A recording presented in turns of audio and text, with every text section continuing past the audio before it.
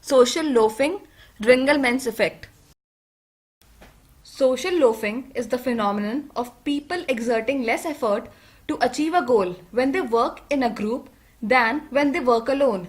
This is seen as one of the main reasons groups are sometimes less productive than the combined performance of their members working as individuals.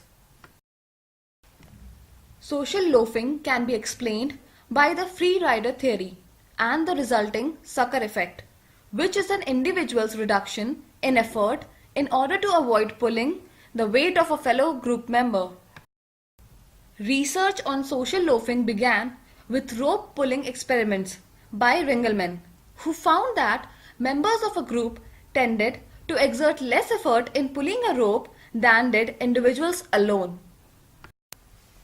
Maximilien Ringelmann was a French professor of agricultural engineering who discovered the Ringelmann effect in the year 1913.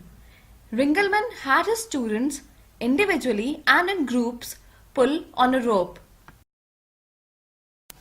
He noticed that the effort exerted by a group was less than the sum of the efforts exerted by the students acting individually.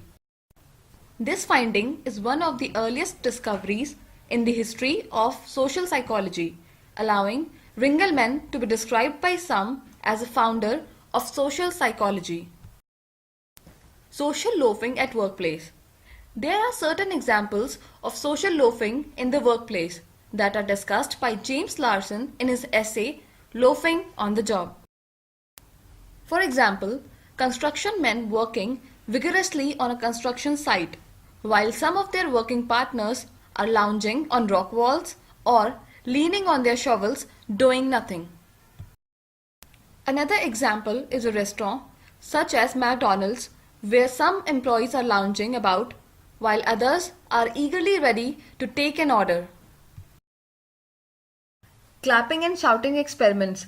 In contrast with Ringelmann findings, Bibb Latané replicated previous social loafing findings while demonstrating that the decreased performance of groups was attributable to reduced individual effort as distinct from deterioration due to coordination.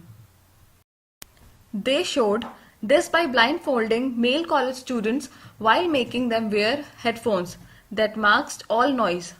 They then asked them to shout both in actual groups and in pseudo groups in which they shouted alone but believed that they were shouting with others.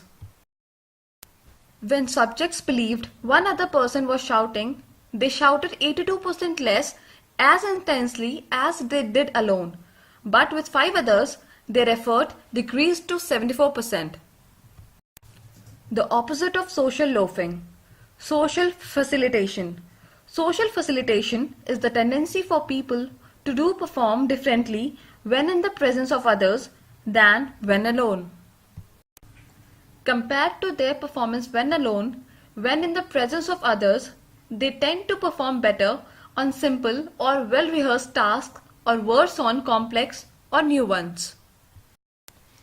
The Yerkes-Dodson law, when applied to social facilitation, states that the mere presence of other people will enhance the performance in speed and accuracy of well-practiced tasks, but will degrade the performance of less familiar tasks.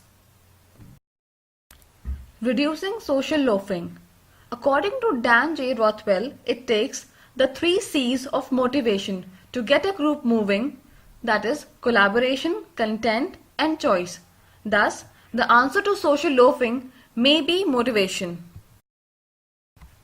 Collaboration is a way to get everyone involved in the group by assigning each member special and meaningful tasks. Content identifies the importance of the individual's specific task within the group. If group members see their role as that involved in completing a worthy task, then they are more likely to fulfill it.